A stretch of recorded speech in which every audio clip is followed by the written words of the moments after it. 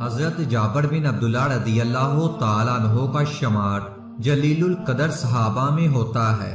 غزوہ احد میں ان کے والد 7 بیٹیاں چھوڑ کر شہید ہو گئے، جن کا حضرت جابر رضی اللہ تعالیٰ عنہ کے سوا کوئی کفیل نہ تھا۔ والد حضرت عبداللہ کے ذمے بہت سا قرض بھی تھا جو اب ان کے جوان بیٹے جابر کو ادا کرنا تھا۔ حضرت جابر ہمیشہ قرض کی ادائیگی اور بہنوں کی پرورش کے بارے میں پریشان اور فکر مند رہتے تھے۔ قرض خواہان نے صبح شام کے مطلوبوں سے ناک میں دم کر رکھا تھا۔ مسلمان نبی پاک صلی اللہ علیہ وآلہ وسلم کی مائیت میں غزوہ ذات الرقاع کے لیے روانہ ہوئے۔ حضرت جابر رضی اللہ تعالیٰ عنہ بھی ان کے ہمراہ تھے۔ وہ غربت کے مارے ایک انتہائی لاغر اونٹ پر سوار تھے جو چلنے سے انکاری تھا۔ سب لوگ ان سے آگے نکل گئے اور وہ قافلے کے آخر میں رہ گئے۔ رسول اللہ صلی اللہ علیہ وآلہ وسلم کا دستور تھا کہ آپ قافلے کے پیچھے پیچھے آیا کرتے تھے۔ آپ کو حضرت جابر رضی اللہ تعالیٰ عنہ کا رینگتا اونٹ نظر آیا تو ان کے قریب گئے اور دریافت فرمایا، جابر کیا بات ہے؟ اللہ کے رسول، میرا اونٹ پیچھے رہ گیا ہے۔ جابر رضی اللہ تعالیٰ عنہ نے قدر افسوس سے جواب دیا۔ نبی پاک صلی اللہ علیہ وآلہ وسلم نے فرمایا، اچھا ذرا اسے بٹھا دو۔ انہوں نے اونٹ بٹھا دیا۔ نبی کریم صلی اللہ علیہ وآلہ وسلم نے بھی اپنی اونٹنی اس کے قریب بٹھا دی۔ آپ صلی اللہ علیہ وآلہ وسلم نے جابر رضی اللہ تعالیٰ عنہ سے مخاطب ہو کر کہا، ذرا اپنی لاٹھی دینا۔ انہوں نے لاٹھی پکڑا دی۔ آپ نے لاٹھی سے اونٹ کو چند ہلکی ضربیں لگائیں۔ اونٹ جو ابھی تھوڑی دیر پہلے چلنے سے آڑی تھا اچھل کر کھڑا ہوا اور بھاگنے لگا۔ اس کے انگ انگ میں چستی کی لہر دوڑ گئی۔ حضرت جابر رضی اللہ تعالیٰ عنہ بھاگ کر اس کی گردن سے لٹکے اور سوار ہو گئے۔ وہ نبی پاک صلی اللہ علیہ وآلہ وسلم کے ساتھ ساتھ چلنے لگے اور خوشی سے پھولے نہیں سماتے تھے کہ ان کا کمزور بے فائدہ اونٹ پہلے کی طرح تیز رفتار ہو گیا ہے۔ رسول اللہ صلی اللہ علیہ وآلہ وسلم حضرت جابر رضی اللہ تعالیٰ عنہ کی طرف متوجہ ہوئے اور چاہا کہ کوئی بات چھیڑیں۔ جابر غفان شباب میں تھے اور جوانی کے تفکرات عموماً شادی اور معاش کے گرد گھومتے ہیں۔ آپ صلی اللہ علیہ وآلہ وسلم نے یہیں سے گفتگو کا آغاز کیا اور پوچھا، جابر شادی کی؟ جی ہاں، جابر رضی اللہ تعالیٰ عنہ نے مسکرا کر جواب دیا۔ آپ نے دریافت کیا، کنواری ہے یا شادی شدہ ہے؟ شادی شدہ ہے۔ نبی پاک صلی اللہ علیہ وآلہ وسلم کو تعجب ہوا کہ نوجوان کنوارا آدمی پہلی شادی کے لیے عام طور پر کنواری عورت ہی چاہتا ہے۔ آپ نے حضرت جابر سے فرمایا، بھلا کنواری عورت سے شادی کرتے جو تم سے کھیلتی اور تم اس کے ساتھ ہنسی مذاق کرتے؟ حضرت جابر رضی اللہ تعالیٰ عنہ نے وجہ بیان کرتے ہوئے کہا، اے اللہ کے رسول، آپ صلی اللہ علیہ وآلہ وسلم تو جانتے ہیں کہ میرے والد غزوہ احد میں 7 بیٹیاں چھوڑ کر شہید ہو گئے ہیں، جن کا میرے سوا کوئی کفیل نہیں۔ مجھے یہ بات اچھی نہیں لگی کہ انہی کی ہم عمر کسی نوجوان لڑکی سے شادی کر لوں اور وہ سارا دن آپس میں لڑتی جھگڑتی رہیں۔ اس لیے میں نے بڑی عمر کی عورت سے شادی کی ہے جو ماں کی طرح میری بہنوں کو سنبھالے گی، ان کی کنگھی پٹی کرے گی اور انہیں صاف ستھرا رکھے گی۔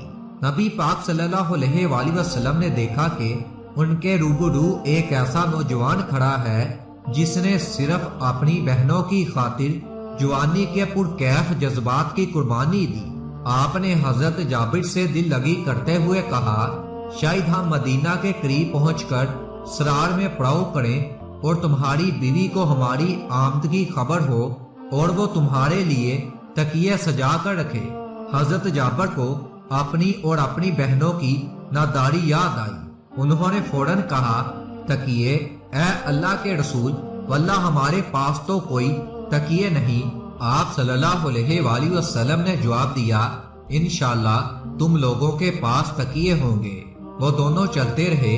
رسول اللہ صلی اللہ علیہ وآلہ وسلم نے حضرت جابر رضی اللہ تعالیٰ عنہ کی مالی مدد کرنا چاہی۔ آپ نے ایک بار پھر انہیں مخاطب کیا اور فرمایا، جابر اپنا اونٹ مجھے بیچتے ہو؟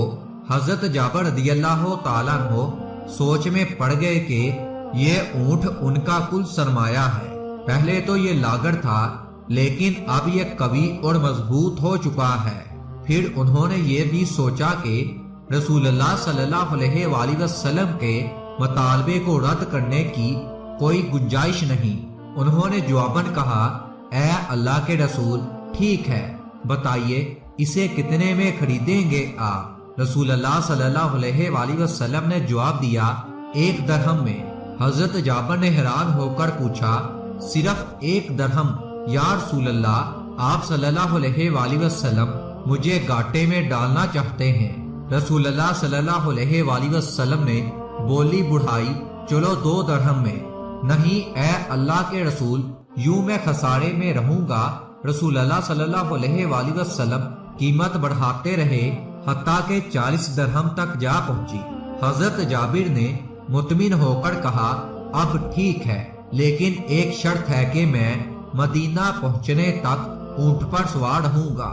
رسول اللہ صلی اللہ علیہ وآلہ وسلم نے اس بات میں جواب دیا، مسلمانوں کا قافلہ مدینہ پہنچا تو جابر رضی اللہ تعالیٰ عنہ اپنے گڑھ گئے اور اونٹ سے سامان اتارنے کے بعد نبی صلی اللہ علیہ وآلہ وسلم کی اقتداء میں نماز پڑھنے مسجد گئے اور اونٹ مسجد کے قریب ہی باندھ دیا۔ نبی کریم صلی اللہ علیہ وآلہ وسلم نماز کے بعد باہر تشریف لائے تو حضرت جابر نے کہا، اے اللہ کے رسول، یہ رہا آپ کا اونٹ۔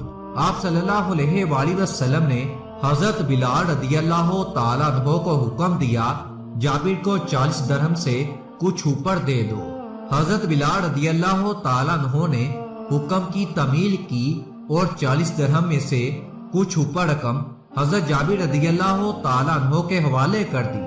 حضرت جابر نے رقم لی اور یہ سوچتے ہوئے واپس ہوئے کہ اب ان پیسوں کا مصرف کیا ہو، نیا اونٹ خریدا جائے یا گھر کا سامان لیا جائے۔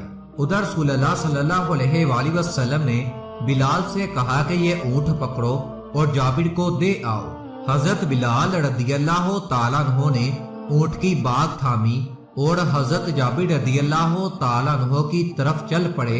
حضرت جابر نے حضرت بلال رضی اللہ تعالیٰ عنہ کو اونٹ کے ساتھ آتے دیکھا تو حیران ہوئے کہ کیا سودا ختم کر دیا گیا ہے۔ حضرت بلال نے آتے ہی کہا، جابر اونٹ لے لیجئے۔ حضرت جابر رضی اللہ تعالیٰ عنہ نے حیرت سے پوچھا، کیا ہوا؟ حضرت بلال نے جواب دیا، رسول اللہ صلی اللہ علیہ وآلہ وسلم نے مجھے حکم دیا ہے کہ اونٹ آپ کو دے آؤں اور اس کی قیمت بھی آپ اپنے پاس رکھیے۔ یہ سن کر حضرت جابر رضی اللہ تعالیٰ عنہ رسول اللہ صلی اللہ علیہ وآلہ وسلم کی خدمت میں حاضر ہوئے اور پوچھا کہ کیا مسئلہ ہے؟ آپ کو اونٹ کی ضرورت نہیں۔ رسول اللہ صلی اللہ علیہ وآلہ وسلم نے مسکراتے ہوئے جواب دیا، تم کیا سمجھتے ہو؟ باؤ تاؤ اس لیے کیا تھا کہ تمہارا اونٹ حاصل کر لوں۔ ہر ایک سے اس کے مناسب حال گفتگو کرنا سنت نبوی صلی اللہ علیہ وآلہ وسلم ہے۔ صدقہ و خیرات اس طرح کریں کہ لینے والے کو شرمندگی محسوس نہ ہو۔